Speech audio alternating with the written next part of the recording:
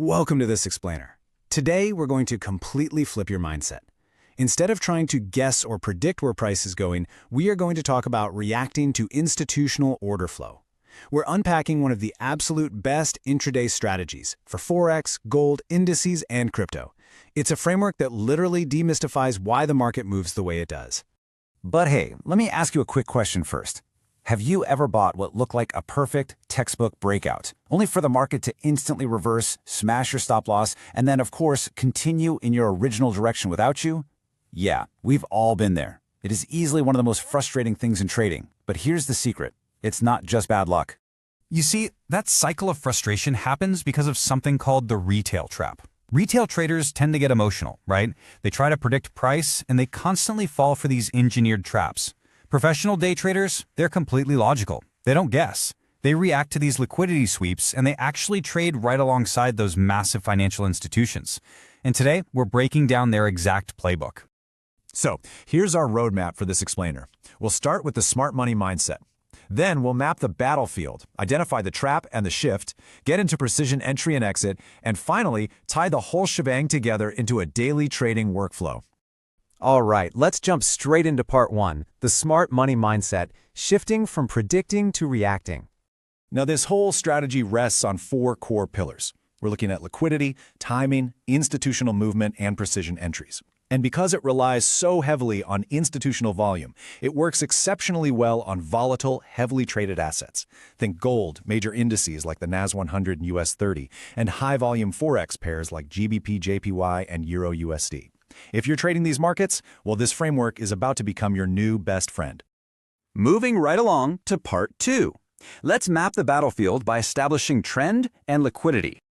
Okay, step one is strict. You absolutely have to mark the higher time frame trend. We're using the 4-hour chart for the overall direction and the 1-hour chart for our immediate bias. You want to see a clear uptrend, higher highs, higher lows, or a clear downtrend with lower lows and lower highs. The golden rule here? You only ever trade in the direction of this main higher time frame trend. No exceptions. Step two is all about marking your liquidity areas. Think about it. Massive institutions can't just enter a trade on a whim. Their orders are so huge that they'd actually move the market against themselves. So they need liquidity. They need a massive pool of buyers or sellers just to fill their orders. And where does that liquidity sit? Usually right above equal highs, below equal lows, or at previous day and session extremes. It's exactly where everyone else has placed their stop losses or breakout buy stops. Which brings us to part three, the trap and shift. This is how we identify the fake breakout. All right, step three is where we wait for the liquidity sweep. Picture this. Price pushes up, breaks a previous high. Retail traders see that breakout and boom, they rush in to buy. But at that exact moment, their buy orders provide the perfect liquidity pool for institutions to step in and heavily short the market. The big players absorb those buys, reverse the price downward, and trigger everyone's stop losses. That fake breakout, it's the ultimate retail trap. But for us, it's exactly what we've been waiting for. Now hold on, we don't just blindly jump in the second a sweep happens. Step 4 is waiting for a market structure shift, or an MSS. After that liquidity sweep, we drop down and wait for structural confirmation on a lower time frame that momentum has officially changed. Say price sweeps a high, we then need to see the bullish structure break downward. A previous break of structure has to fail and shift. That's our proof that smart money is in control and the reversal is genuinely happening. Let's get into part four, precision entry and exit. It's time to strike with smart money. Step 5 is our entry, and we do this on the retracement. Once that market structure shift hits, price is typically gonna pull back before making its major expansion. We're hunting for institutional footprints left behind during that shift, things like an unfilled fair value gap or a massive order block. Entering deep in this retracement is literally the secret sauce. It keeps your risk tiny while totally maximizing your upside. Now for step 6, the stop loss. This has to be purely logical, no emotions allowed. If you're selling, your stop goes right above the sweep high. Buying, just below the sweep low. If price violates that level, the setup is dead. Simple as that. Then, step 7 is taking profit. You aren't just crossing your fingers and guessing. You are actively targeting the opposite liquidity pool.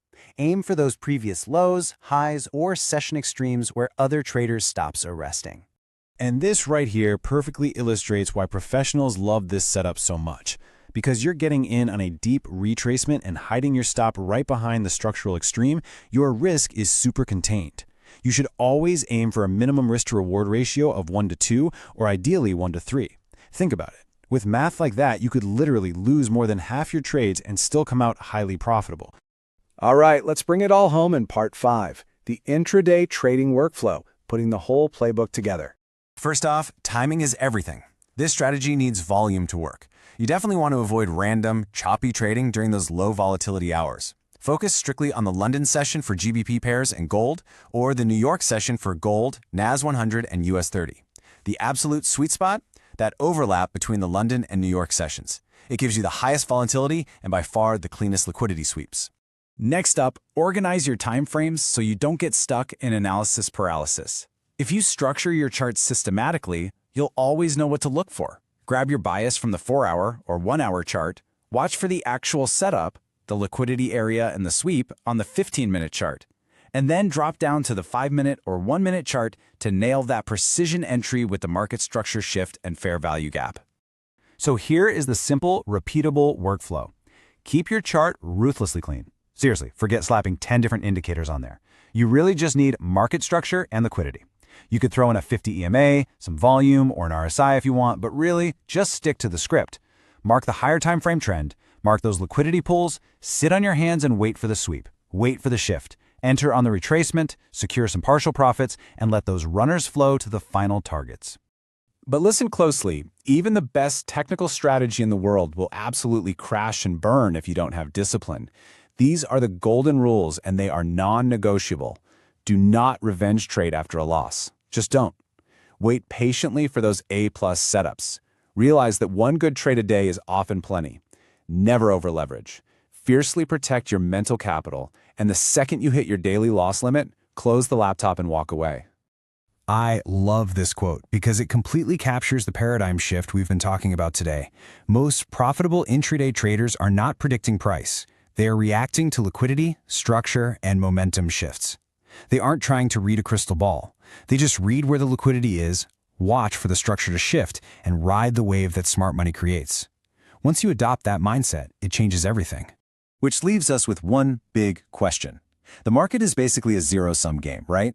The big players literally need your stop losses to fuel their profits. So are you going to keep falling for the retail breakout trap, guessing where the market might go? Or are you going to use this playbook, align yourself with the institutions, and finally start reacting to the market instead? Think about it. Thanks for hanging out with me for this explainer, and I'll catch you in the next one.